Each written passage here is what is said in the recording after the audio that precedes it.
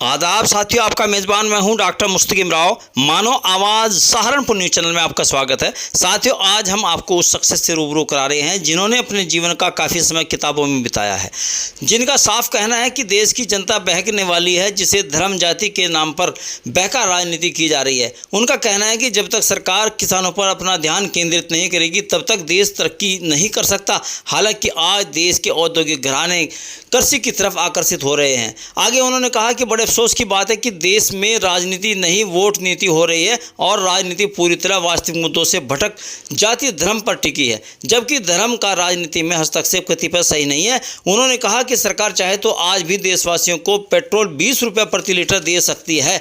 आगे कहा कि धार्मिक मुद्दे अब पुरानी बातें हो चली हैं, विकास को मुद्दा बनाएं। साथियों, वह शख्सियत रिटायर्ड इंजीनियर शेषराज सिंह पंवार हैं, जो भारत राष्ट्र डेमोक्रेटिक पार्टी के राष्ट्रीय महासचिव भी हैं। आइए सुनिए उन्हीं की जुबानी। डॉक्टर साहब, बड़े तज्जुब की बात है कि हम आज जो कुछ हो रहा है उसको राजनीति कर रहे हैं। ये तो बड़ा अजीब सी बात है कि राजनीति का तो इससे दूर दूर तक मतलब ही नहीं है। ये तो वोट की नीति है खाली। पिछले 25-30 साल से मतलब यही देख रहे हैं कि भाई वोट किस तरह से हासिल हो सकती हैं, कौन से कहाँ सीट बन सकती है, निकल सकती है, जातियों का क्या गणित है, कौन सी जाति, कौन सा धर्म, कौन सा कहीं। तो ये तो राजनीति से तो इसका दूर दूर तक मतलब नहीं है। अच्छा, राजनीति का आप किस रूप में देखते हैं? हाँ, तो राजनीति देखिए, मतलब ब्रॉड सेल में, चूंकि मैं अम्बेडकराइट हूँ, तो डॉक्टर अम्बेडकर ने परिभाषा दी है राजनीति की। उन्होंने कहा to create common will among peoples is politics. लोगों में समान भावना जागृत करना ही राजनीति है। अब समान भावना जागृत करने के लिए उद्देश्य क्या था उनका? उद्देश्य तो निश्चित रूप से विकास होना चाहिए ना, और जो भावनाएं हैं वो विकास के लिए जागृत होनी चाहिए।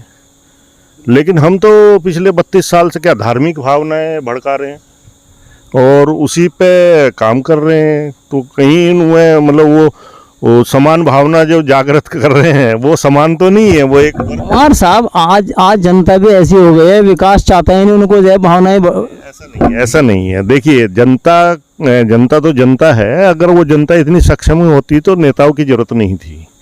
ये तो जो जनता को लीड करते हैं, जनता को मैं अपने आप को कहते हैं कि साहब मैं नेता हूँ या लीडर हूँ, तो उसका काम होता है कि वो उसमें चीज़ में उन मुद्दों को लाए जिनकी जरूरत है। अभी आज आप जिस हाल में डॉक्टर साहब आप बात कर रहे हैं, क्या 1969 तक 70 तक ये ऐसा थोड़ा ही था? नेता जो हैं वो विकास की बात करते थे, उन्हें उनके मुद्दे होते थे, वो देश का कैसा आगे। आपका कहने का तात्पर्य ये है आज राजनीति मुद्दों से भटक गई? मुद्दे हैं ही नहीं। हम तो चाहते हैं कि भाई मुद्दे क्या हो सकते हैं विकास के मुद्दे सड़क खड़ंजा नहीं है। विकास के मुद्दे तो शिक्षा हो सकती है, स्वास्थ्य हो सकता है, आर्थिक स्थिति हो सकती है, देश की जो सुरक्षा है वो हो सकती है। पर्सनैलिटी तो कुछ है ही नहीं। अब कोई किसी का कुछ है ही नहीं। पर्सनैलिटी कहाँ है, क्या है? वो तो सब जो है मतलब अब मतलब पता नहीं क्या रहा है कि कहीं वो मुद्दे हमारे भटक गए सारे के सारे जो है। और इसलिए भटक गए कि दिक्कत ये हो रखी है बड़ी, मतलब कहते हुए थोड़ा सा झिझक भी होती है कि राजनीतिक जो अपने आप को जो नेता बने हुए, राजनीति तो खैर नहीं करते, उनको ज्ञान नहीं है। पहले समाज को ज्ञान नहीं था, नेताओं को ज्ञान था। आज समाज जो है नेताओं से ज़्यादा जागरूक है, लेकिन वो नेता जो है उसको आगे वो अपने उसकी सोच को विकास ही नहीं होने दे रहे। वो तो अपने ही उसमें धुन में व्यस्त हैं। उन्हें आप जो है किसी से आप बैठ के बात करो, आप शिक्षा पे बात करो, आप स्वास्थ्य पे बात करो, आप रोजगार पे बात करो, आप अर्थव्यवस्था पे बात करो, आप देश की मतलब जो विकास की योजना है उन पर बात करो, तो नेता तो भाग जाएगा आपके पास से। कोई अच्छा नेता भाग जाएगा, तो फिर क्या रह गया? अभी हाल ही में पंवार साहब नगर निकाय चुनाव हुए हैं, उन चुनाव का आप किस रूप में देखते हैं? क्या देखते हैं आप? मतलब वो ऐसे किस तरह देखा आपने, क्या अनुभव क्या देखते हैं? जो पिछले 10 साल से 15 साल से 20 साल से हो रहा है सहारनपुर में, वही हुआ। साहब ने वही हिसाब लगाया कि वो मुस्लिम वोट किधर जाएंगी, वो हिंदू वोट किधर जाएंगी, वो अनुसूचित जाति की वोट किधर जाएंगी, उसका क्या क्या गणित होगा, उसकी किससे वोट कटवानी है, किसकी बढ़वानी है, किसको डालने नहीं देना है, किसको किस तरह से भगा देना है, लाइन में से भगा देना। क्या है ये तो भारत का संविधान अलाउ नहीं करता ना इसको। अच्छा, आप किस तरह की चाहते हैं? क्या इस तरह का होना चाहिए जिससे ये लोग थोड़ा मुद्दों पर आ जाए? अभी अभी आप पहले सहारनपुर की बात कर लेते हैं। सहारनपुर में मतलब सारा डिस्कशन हुआ कि साहब वो 100 करोड़ रुपए 107 करोड़ रुपए जल की उस पर खर्च किए गए। जल के डिस्ट्रीब्यूशन पे तो खर्च किया आपने जो है। अरे भाई आपने जल की मात्रा को बढ़ाने का कुछ किया? कुछ नहीं किया आपने यार, उसके लिए सोचा भी नहीं है आपने, ठीक है ना। इसके अलावा जैसे हमारे वो प्रदीप वर्मा जी अभी कह रहे थे कि भाई गलियों में गए, वो गलियों में गए। अरे आप फायर ब्रिगेड वहाँ जा ही नहीं सकती, आप पैदल ही जाके कैसे ले जाओगे, आग कैसे बुझाओगे, क्या करना है आपने?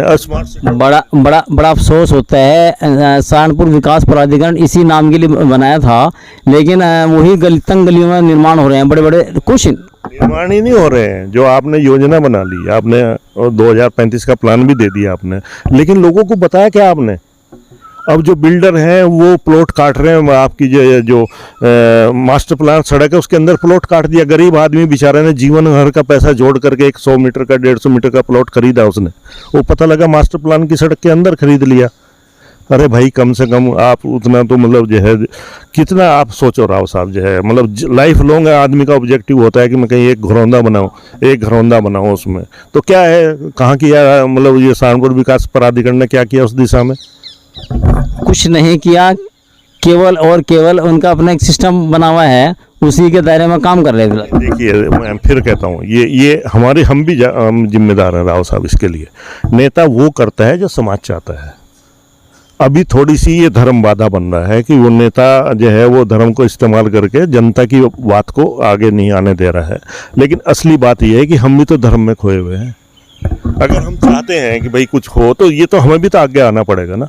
और ऐसा कोई व्यवस्था, भारत के संविधान में बहुत अच्छी व्यवस्था है, कैसे नहीं सुनेगा? अगर सबके सब कहेंगे, आप कहेंगे, मैं कहूँगा, सब कहेंगे तो कैसे नहीं सुनेगा? वो सुनना पड़ेगा ना। लेकिन हम भी तो नहीं कह रहे। सही बात है, हम भी तो नहीं कह रहे ना। और इसलिए नहीं कह रहे कि हम और जगह भटके हुए हैं। मतलब सारे पूरे 1 महीने का 1.5 महीने का ये चुनाव हुआ, यही गणित होता रहा कि बसपा के हाथी को कितने मिलेंगे और उसको क्या नाम जो है मुसलमान कितने, मुसलमान की वोट कहाँ से कम करनी है, उसको कैसे वोट कम करनी है, कैसे बढ़ानी है, इस पे ही तो गणित रहा ना सारा का सारा।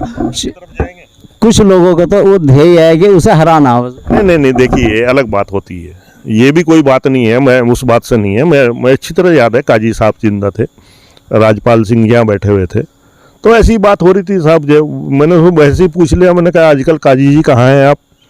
तो उन दिनों शायद वो पता नहीं कौन सी बसपा में ही थे। तो ये भी नहीं होना चाहिए। आप फिर तो सिद्धांत तो कुछ भी है नहीं ना, फिर वोट का ही तो गणित है ना। मैं यही तो कह रहा हूँ कि राजनीति थोड़ा ही है, तो वोट नीति है। वोट का गणित है कि भाई आपको लगा कि साहब अनुसूचित जाति की वोट मिल जाएंगी, कुछ मुसलमानों की मिल जाएंगी, मैं मेयर बन जाऊंगा। ये तो कोई बात नहीं। आपकी काबिलियत क्या है? आपके पास कौन सी योजना है? क्या आप करना चाहते हैं? मतलब ये चुनाव 5 साल के लिए आपने चुना मेयर, किस लिए चुना? इसलिए चुना कि 5 साल कुछ योजनाएं बने, या आप जो भेड़ की तरह जो मतलब हाँक दिए गए और हो गया? वही बात है, धर्म की उसमें आदमी लोगों बह रहा है पूरी तरह से। तो कुछ भी नहीं है ना। आपके पास जो है मतलब योजनाएं होनी चाहिए, जल की योजना होनी चाहिए, सड़कों की योजनाएं होनी चाहिए, वो सड़कों का विकास होना चाहिए। और सबसे बड़ी बात यह है, हम क्या कर रहे हैं कि शहर को बढ़ा रहे, इधर 10 किलोमीटर इधर चला गया, 20 किलोमीटर उधर चला गया, 10 किलोमीटर उधर को चला गया। अरे भाई एक पुराना छिपियान मोहल्ले को बिल्कुल जो है उसके लिए उनको थोड़ा अल्टरनेट बनाओ। पूरा एक मोहल्ला 1 स्क्वायर किलोमीटर का तहस नहस करो, सब जमीन में मिलाओ, 20 मंजिली बना दो उसमें, यानी ये डेवलप कर दो कॉलोनीज में। आप जो उसको हॉरिजॉन्टल क्यों करते हो विकास? वर्टिकल करो। वर्टिकल विकास वर्टिकल हो सकता है, क्यों नहीं हो सकता?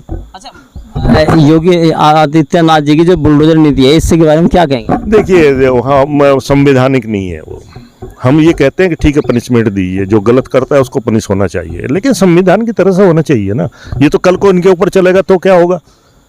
मैं कोई सा मकान आप बता दीजिए कि 1 सेंटीमीटर 2 सेंटीमीटर 5 सेंटीमीटर कौन सा ठीक बना हुआ, किसने नक्शे पास कर रखे, कौन सा एग्जैक्टली होगा? या फिर मैं अगर तोड़ना ही है तो मैं बता दूंगा ये तो 10 सेंटीमीटर गलत बना हुआ। तो क्या आप सोच रहे हैं कि ये सदैव जो है ये योगी जी रहेंगे? ऐसा तो नहीं होता। तो लोकतंत्र है, 5 साल 10 साल 20 साल किसी ना किसी दिन तो कहीं ना कहीं वो दूसरे का किसी का नंबर आएगा, और वो आकर के फिर आपके तोड़ेगा तो फिर आप क्या करेंगे? आपने तो एक रास्ता आप ही ने बताया, कोट कर दिया आपने, प्रोसीजर बता दिया, ये तो तरीका नहीं है ना। अच्छा, आप जनता को, देशवासियों को क्या संदेश देना चाहेंगे? किस तरह का कैसी पॉलिटिक्स हमारे यहाँ होनी चाहिए? मेरा कहना ये है कि हमें मुद्दों पर आना चाहिए। अभी पूरा मतलब बेवकूफ़ी की बात ये होती है राव साहब कि कह रहे हैं साहब आबादी बढ़ रही है, आबादी बढ़ रही है। हमारी समस्या नहीं है। आबादी आपका एसेट होता है, राष्ट्र की संपदा होती है, उसको प्रयोग करना है आपने। जो आदमी यहाँ पैदा हो गया वो 70-80 साल जिंदा रहेगा, खाएगा वो। अरे भाई उसका सदुपयोग करो, उसको पहले विकासशील विकसित करो, उसको बच्चों को एजुकेशन प्रॉपर दो, उनको इस लायक बनाओ कि वो मतलब संपदा की तरफ से बनाओ। ये आपके ऊपर बर्डन नहीं है आबादी। और फिर आबादी और बकवास कर रहे हैं कि साहब आबादी बढ़ रही है, आबादी। राव साहब इस साल जो है 0.2% आबादी बढ़ेगी, 0.2 ओनली 22 की जो फिगर है। 23 में तो वो घटनी शुरू हो जाएगी। आप उसको सोच ही नहीं रहे कि आपके 20 साल बाद, 50 साल बाद या 100 साल बाद क्या होगा। 100 साल बाद आपकी आबादी 80 करोड़ पर आ जाएगी। तब क्या करोगे आप? कहाँ से तो वर्कफोर्स लाओगे, कहाँ से क्या करोगे, क्या विकास होगा आपका? लेकिन यहाँ तो उल्टा हिसाब समझा जा रहा है कि फिलहाल 140 करोड़ है, तो ये बढ़ के और। बिल्कुल गलत आंकड़े हैं। तो TFR जो है वो रिडक्शन शुरू हो गई है। 2.1 जो है TFR का, वो कांस्टेंट रखता है पॉपुलेशन। हमारी ऑलरेडी 2.1 से नीचे आ गई है देश में। ये तो चूंकि लाइफ थोड़ी सी बढ़ी हुई है इसलिए आबादी नहीं घटी है। अगले 2-4 साल में आप देखना घटनी शुरू हो जाएगी। 2-3 साल में ही घटनी शुरू हो जाएगी, क्योंकि एक्सपेक्टेंसी लाइफ की बढ़ गई है। उस पर तो जान ही रहे हैं हम। जो है ये नहीं सोच रहे हैं कि भाई आगे क्या होगा। इसको बर्डन समझ कर वो कर रहे हैं।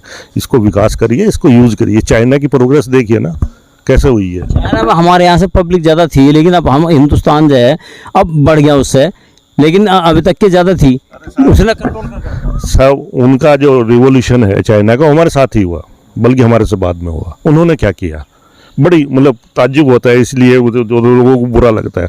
उसने कहा सबसे पहले धर्म को खूंटी पे टांग दीजिए। धर्म आपका व्यक्तिगत सब्जेक्ट है, इसको इसलिए दलाई लामा भागे वहाँ से। दूसरे हर एक पॉलिटिक्स में ना लाओ। ने हाँ, वो धर्म उसकी चीज़ है ही नहीं। धर्म को खूंटी पर टांग दिया। उसके बाद सबको उन्होंने साइकिल पे बिठाया, सबको डांगरी दी। चाहे वो बहुत बड़ा अधिकारी था, चाहे वो मजदूर था, सबको साइकिल पर बिठाया। सबसे पहले क्या व्यवस्था किया चाइना ने? सबसे पहले सिंचाई व्यवस्था की हमने, इरिगेशन, पानी का मैनेजमेंट। पानी का हम 28% यूज करते हैं, वो 82% यूज करते हैं अपने पानी का। This is the reason of progress. कृषि को मजबूत किया। कृषि तो मजबूत होगी, जब पानी होगा तभी कृषि होगी ना। और जब पानी का मैनेजमेंट होगा तो विद्युत उत्पादन होगा। विद्युत उत्पादन होगा तो फैक्ट्री आपकी सर्वाइव करेंगी। वो सारी दुनिया की फैक्ट्री क्यों आ गई? कि लेबर अवेलेबल थी, स्किल्ड लेबर उसने तैयार की, उनको शिक्षा दी सबको जो है। उसके बाद पानी का व्यवस्था किया। पानी की व्यवस्था से बिजली व्यवस्था होगी, तो इंडस्ट्री तो तभी सर्वाइव करेगी ना। उसको दो चीज़ें मजदूर चाहिए, स्किल्ड, और उसका इनपुट जो है एनर्जी कॉस्ट कम चाहिए, इसलिए तो इंडस्ट्री। आज हर प्रोडक्ट देखा made in China, made in Japan, made in China, made in Japan. नहीं, देखिए वो अलग बात है कि वो अभी आप ज़्यादातर वो मतलब मेड इन चाइना राइस तो नहीं ले रहे ना, गेहूँ तो नहीं ले रहे ना, मेड इन चाइना। देखिए जो बेसिक चीज़ें हैं, हम ऐशो आराम की चीज़ें मंगा रहे हैं, तो वो तो हम भी विकसित कर सकते थे ऐशो आराम। और ये एक बात और बता दूँ ना साहब फाइनली, कि ये जो उद्योगपति हैं ये क्यों कृषि की तरफ को आ रहे हैं? अडानी, अंबानी क्यों आ रहे? मतलब कभी सोचा?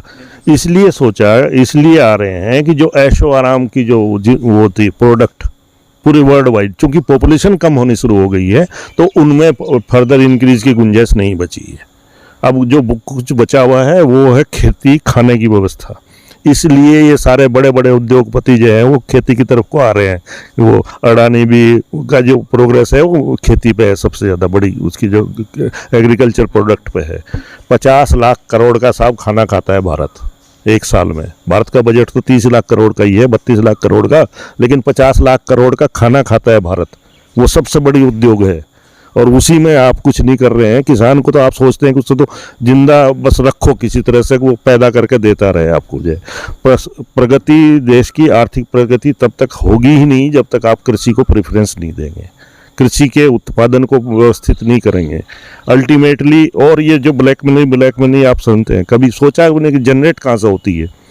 वो कृषि की दलाली के, कृषि उत्पादों की दलाली से ही होती है, क्योंकि कृषि पे कर नहीं है। जब तक वो डब्बा बंद पैक नहीं होती उस पर कर नहीं है, तो वो सारी जो ब्लैक मनी जो जनरेट होती है उस 50 लाख करोड़ में से ही जनरेट होती है, क्योंकि वो उस पर कोई उसका सिस्टम ही नहीं है कोई। अरे भाई उनकी आय बढ़ाओ, उसको व्यवस्थित करो, आपका भी भला होगा, देश का भी भला होगा, और हमारी ये आगे जो जनता जो भूखी सोती है उसको भी विकसित होगी। तो मोदी जी ने किसान की आय दुगनी करने का फार्मूला दे तो रखा। देखिए साहब, ये तो राजनीतिक वो है सवाल, मैं इसको ज़्यादा क्या कहूँ, ये तो बहकाने की बात है। राव साहब, अगर आप मेरी बातों से बहक जाएंगे तो मैं तो बहकाऊंगा ना आपको, तो अगर आप नहीं बहकेंगे तो फिर मुझे आपकी जो क्वालिफिकेशन उसके हिसाब से जवाब देना होगा ना। अब ये बहक रहे हैं लोग बाग, लेकिन वो बहकने का जो फार्मूला है वो धर्म ही है, उसी को प्रयोग करके बहक रहे हैं, और वो धर्म फेल हो रहा। बजरंगबली भी वहाँ को बेचारे कर्नाटक में क्या करें, बता रहे इस्तेमाल किया तुमने। कुछ ना कुछ पॉलिटिक्स में कोई ना कोई मुद्दा इस तरह का ले आए हैं जो गैर जरूरी मुद्दा है कोई। ये तभी तक हो पाता है जब तक समाज उसको एक्सेप्ट करता रहता है। अब आज वो कर्नाटक में देख लिया ना आपने, भैया आपने सब कुछ भी कर लिया ना, फिर भी क्या हुआ, आप ज़्यादा से ज़्यादा अपनी वोट को इंटैक्ट रख पाए ना, बस इससे ज़्यादा तो कुछ नहीं हुआ। तो ऐसा नहीं है कि साहब धर्म चलता ही रहेगा, हो गया। अब एक वो कभी कोई चीज़ है मुद्दा बनती है, कभी कुछ बनता है, कभी कुछ बनता है, अब ये हो गया इसका निपटारा। अब आपके अकॉर्डिंग ये मुद्दा पुराना हो चुका, अब नया मुद्दा लाना चाहिए। खत्म है साहब, राव साहब ये खत्म कहानी है, ये नहीं चलने का आगे, ये मान लेना चाहिए। और वो अभी कुछ चलेगा तो वो यही चलेगा, इस गरीब जनता को बेचारी को इसको भोजन दो, इसको शिक्षा दो, इसकी जो मतलब इसका रोजगार दो, इसको व्यवस्थित करो और अच्छा भारत बढ़िया नागरिक बनाओ, तैयार करो, उस पर पैसा खर्च करो। 1 लाख करोड़ रुपए के बजट में एजुकेशन पे नहीं काम चलने का, 20 लाख करोड़ खर्च कर रहा है भारत सरकार। वो भी है, और ये भी इधर भी शिक्षा भी 1 लाख करोड़ के बजट से जो विकसित नहीं होता देश। जीडीपी का कितने % है वो? अच्छा, हमारे यहाँ से बच्चे बहुत बाहर पढ़ने के लिए जाते हैं, ऐसा क्या? कि साहब 10 लाख बच्चे जा रहे हैं हर साल, 50 लाख बच्चे विदेश में पढ़ रहे हैं, 20 लाख का। हमारे यहाँ फैकल्टी नहीं है। अरे साहब 10 लाख करोड़ रुपए खर्च हो रहे हैं विदेश में, ये तो शर्म आनी चाहिए लोगों को जिन्होंने शिक्षा को इस हालत में पहुंचा दिया। और वो आप मैं ठीक है वो पैसा जा रहा है, मतलब वो आदमी दे रहा, आप दे रहे हैं राव साहब या मैं दे रहा हूँ, लेकिन विदेश मुद्रा तो भारत की जा रही है, और विदेश मुद्रा का सीधा वो जो प्रभाव जो है वो आपके फ्यूल लुब्रिकेंट पर आता है। पेट्रोल इसलिए महंगा कि हमारे बच्चे विदेश में पढ़ रहे हैं। अगर वो 20 लाख बच्चे मतलब 50 लाख बच्चे जो विदेश में, अगर वो वहाँ ना पढ़े तो आपको पेट्रोल 20 रुपये लीटर मिलेगा।